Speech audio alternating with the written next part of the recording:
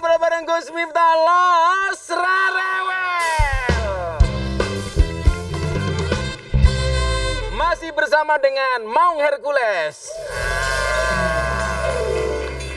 Maung, selain soal Tanah Abang dan dunia premanisme, ini kan Maung sering banget berurusan dengan masalah hukum. Sebenarnya apa sih Maung kasusnya itu? Ada orang bilang sama Abah, wah itu ada pemerasan, bener gak sih Maung?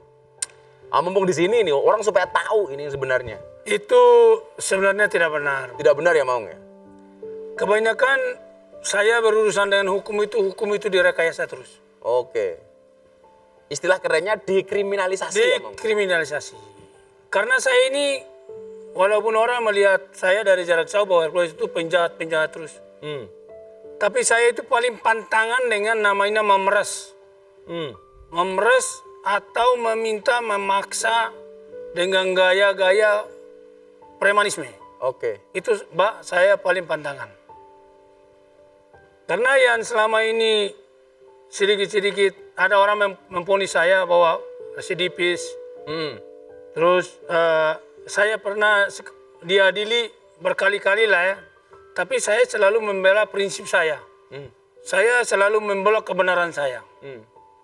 Tapi karena orang-orang yang memang dengan kekuatan jabatannya, pangkatnya, terus untuk bisa menjolimi saya, untuk mengemas untuk merekayasa hukum itu untuk supaya saya harus dipenjarakan. Bahkan Pak, pada saat saya di persidangan pun saya menantang jaksa, saya menantang hakim-hakim itu. Saya bilang, Pak Jaksa, Anda menuntut saya sekian-sekian tahun. Hanya dasarnya tidak ada. Tanpa dasar ya? Tanpa ada dasar. Dan korban yang Anda menghadapkan di sini, saya dituduh di pemeriksaan BAP saya pemerasan, tapi korban yang ditampilkan di persidangan, korban itu tidak ada yang mengenal dengan saya. Tidak ada yang pernah ketemu dengan saya. Kenal juga enggak? Kenal ya. Terus jaksa sama hakim pun nanya, lo bagaimana kok bisa memeras kamu? Ketemu aja enggak? Ketemu aja Kak. Oh Kak tahu. Terus kamu kenalnya di TV kenalnya. Kenalnya di TV loh. Kalau kenal di TV bagaimana mau memeras kamu? Bagaimana cara kasih duitnya? Oh tidak ada, kalau kita kenal di TV. Tahu Pak Hercules, tahu di TV. Kita ketemu masalah apa lagi? Masalah uang itu enggak. Nah, saya menanya kepada jaksa, Anda menuntut saya sekian tahun ya. Dan Bapak Hakim ikut mendengar untuk nanti Bapak Hakim lah yang akan ketok palu itu. Iya. Saya bilang, karena saya ini sudah di situ dibaca di situ bahwa saya residipis, saya minta kepada jaksa atau hakim untuk mencari tahu tentang seorang Hercules saya dari mulai pos kepolisian dan Polsek sampai ke Polres sampai ke Polda Metro sampai ke Mabes Polri.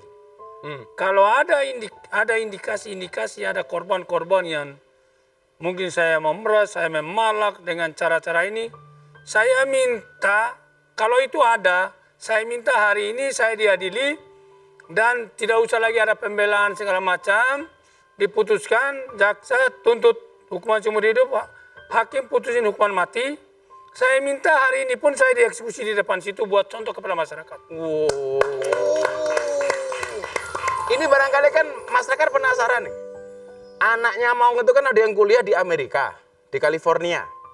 Bahkan ada yang kuliah di Australia, di Melbourne dan di Canberra. Nah, pertanyaannya begini Maung, kok Maung banyak duit dari mana sih? Pekerjaannya apa? Orang bertanya-tanya barangkali. Bahkan kan kalau kita lihat di Subang, di mana-mana, di Sumedang, ada korban bencana di mana-mana, Maung itu bantu. Tidak hanya 1 kilo, 2 kilo, 5 truk sembako. Lah, Maung itu pekerjaannya apa? Kok duitnya banyak? Saya Pak, sedikit-sedikit kecil-kecilan adalah. Kecil-kecilan bro, kecil-kecilan. Apa aja Maung itu usaha yang dilakukan? Ya ada usaha perkapalan, Perkapalan. Terus apa lagi selain kapal Maung? kapal dan juga ada usaha-usaha pertanian dan juga ada usaha pasar juga. Dan saya ada di beberapa tempat perusahaan, saya bekerja di situ juga. Nah, dari situlah saya bisa menyekolahkan anak-anak saya. Ada yang pertama perempuan di Canberra, yang nomor 2 laki di California, Amerika, yang nomor 3 di Melbourne, Australia. Tuh. Seorang Hercules sadar pendidikan. Sampai anaknya kuliah di luar negeri. Kamu malah putus sekolah. Ini keren dong, Maung. Dan sekarang terakhir-terakhir apa justru melihat ini banyak banget kegiatan-kegiatan sosial Maung Hercules. Bahkan kemarin Ramadan, apa itu diundang untuk hadir santunan anak yatim 2 hari berturut-turut. Berapa Maung yang dihadirkan anak yatimnya? Anak yatim 1.500. 1.500. Besoknya lagi 2 pannya 2.500-an. 4.000 bro, 4.000. Hidup tuh ngasih malah kamu minta. Kita kan mengenal seorang Hercules ini sosok yang pemberani dan sangar. Pertanyaannya Maung sederhana saja. Sebenarnya ada nggak sih yang ditakutin sama Maung? Saya prinsipnya kita tidak usah takut dengan manusia. Wow. Selama kita benar. Karena apa? Mati hidup itu ada di tangan Allah Subhanahu wa Ta'ala. Bukan ada di manusia. Wow, dengerin. Kamu kalau di sini langsung sama Vivi begini, segera dibayar kalau enggak aku mati. Lah apa hubungannya? Di tangan Allah, bro. Tapi saya pesan sama kamu, secinta-cintanya kamu dengan Allah, tolong jangan berinisiatif menemuinya. Ya, bahaya, bro. Ntar kamu temui. Tahun 2006 menjadi babak baru nih bagi seorang Hercules. Kalau boleh tahu momen apa yang menjadi titik balik ingin meninggalkan dunia hitam? Jadi saya ambil itu untuk meninggalkan itu, untuk ya belajar lagi ke jalan yang baik, belajar lagi ke jalan yang lurus. Untuk supaya apa yang selama ini saya jalan di dunia hitam, perbaiki pelan-pelan, karena Allah masih kasih kita sehat dan umur panjang. Mungkin Allah kasih kesempatan untuk kita memperbaiki langkah-langkah kita yang selama ini. Hitam belum tentu kotor, putih belum tentu suci. Buktinya apa? Kain kafan putih menakutkan, kain kiswah pembungkus Ka'bah hitam tapi menyenangkan. Wow. Nah pemirsa, kalau membahas mengenai bagaimana menemukan jalan menuju pertobatan, seperti tema kita saat ini, preman juga manusia. Rasanya kurang pas kalau tidak mengundang sosok dari preman pensiun satu ini. Orangnya di mana ya? Langsung saja kita panggilkan Mat Derajat alias Kang Komar. Mana orangnya ini?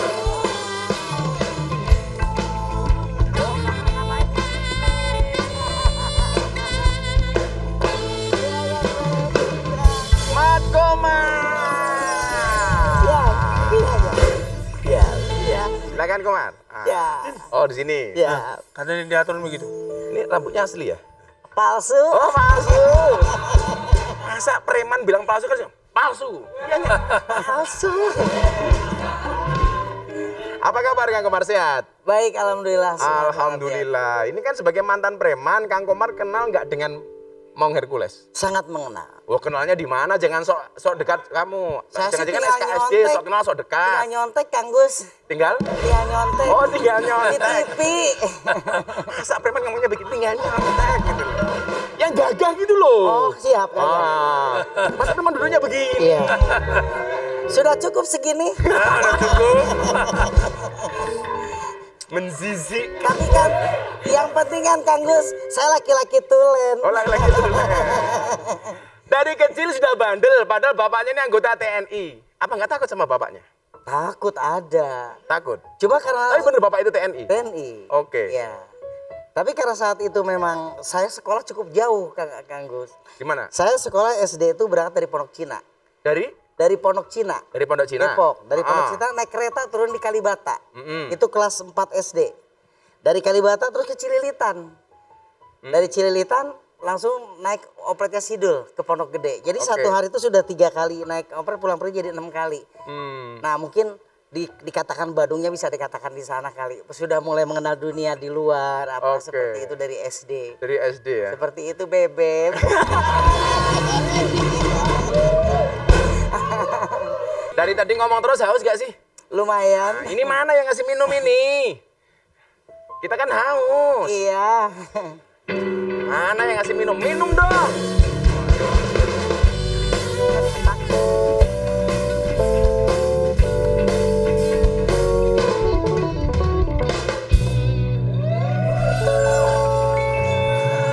Hei, jaga pandangan. Makanya nggak liatin. Itulah alasan kenapa saya pakai kacamata hitam. Supaya kalau ngelirik nggak kelihatan. Ayo Ci, minumnya Ci. Iya, aku mau ini dulu nyapa dulu boleh kan Oh boleh. Selamat malam. Kenalin Neng namanya Uci Sucita. Ada panjangannya loh. Uci, untukmu cinta ini. Sucita, Sucita yang selalu bersuka cita. Cewek itu hatinya seperti rekening bank. Maksudnya apa? Nggak mungkin berbunga kalau nggak ada saldonya. Setuju Abah? Setuju ya? Nah, ini minumnya yang mana sih? Oh ya ini udah haus ya. Langsung ya ini Neng kasih. Jangan deket-deket loh, nanti tehnya kena Aku kena yang lain. ngebelakangin nggak apa-apa. Nah, ayo, Ngebelakangin nggak Bah? apanya? Takut kena KPR. Oh, kena KPR. Apa itu KPR? Masuk Oh salah ya. Di sini. Aduh.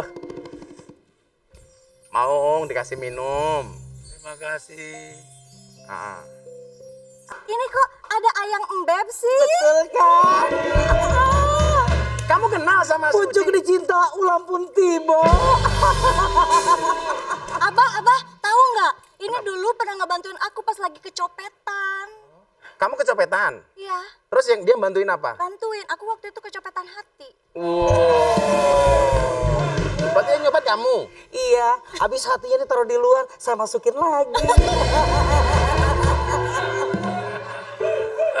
Tapi penonton jangan salah loh. Kang Komar ini kan ganas gitu ya.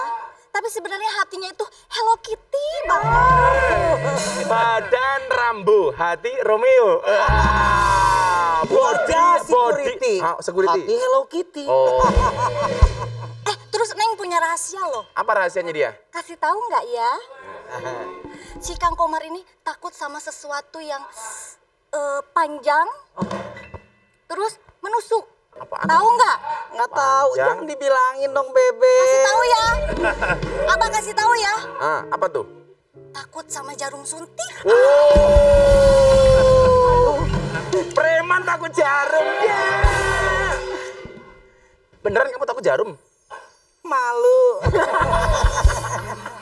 Jadi belum nyampe aja udah terasa tuh. Au. Belum nyampe udah terasa? Udah terasa. Berarti kamu nggak vaksin dong? Vaksin, maksain. Oh. Ada ya preman takut jarum itu loh. Ya. Ini undang-undangnya si Komar ini satu. Nggak takut mati tapi takut lapar. Sobat Jepo, habis ini kita masih ada pertanyaan lainnya yang gak kalah seru. Penasaran kan? Makanya jangan kemana-mana, tetap di Ngobrol bareng Gus Miftah.